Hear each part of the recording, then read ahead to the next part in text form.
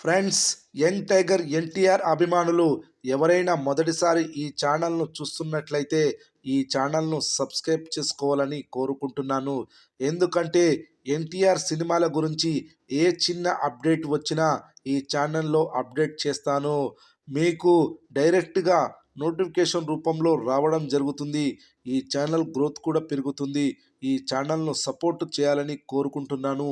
ఈ వీడియో మొదటి నుండి ఎండ్ వరకు చూడండి, లేకపోతే అర్థం కాదు. యంగ్ టైగర్ ఎన్టీఆర్కి జపాన్లో విపరీతమైన క్రేజ్ ఉంది అనే విషయం మన అందరికీ తెలిసిందే. ఈ క్రేజ్ త్రిబుల్ ఆర్తో వచ్చింది అనుకుంటే పెద్ద పొరపాటే. ఎప్పుడో బాద్షా సినిమా సమయం నుండే ఆయనకు మంచి క్రేజ్ ఉంది. త్రిబుల్ ఆర్తో అది పదింతలు రెట్టింపైంది.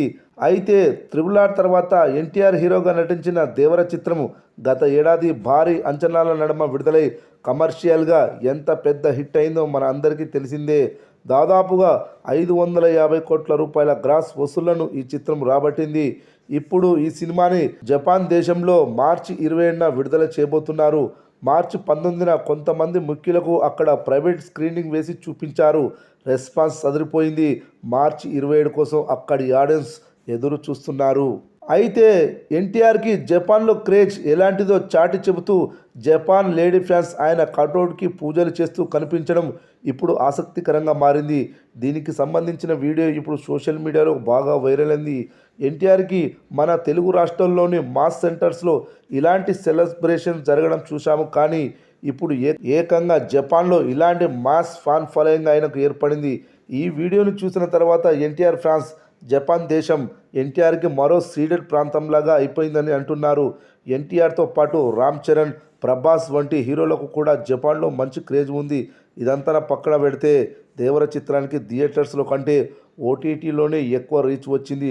నెట్ఫ్లిక్స్లో ఈ చిత్రం గత ఏడాది నవంబర్ 8న విడుదలై ప్రపంచవ్యాప్తంగా నాన్ ఇంగ్లీష్ సినిమాలలో అత్యధిక వ్యూస్ని దక్కించుకున్న టాప్ 4 మూవీస్లో ఒకటిగా దేవర చిత్రం నిలిచింది.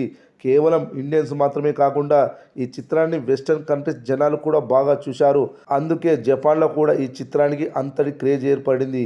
ఇక్కడ విడుదలై మంచి హిట్ అయితే రాబోయే రోజుల్లో చైనాలో కూడా విడుదల చేయాలని ప్లాన్లో ఉన్నారు మేకర్స్.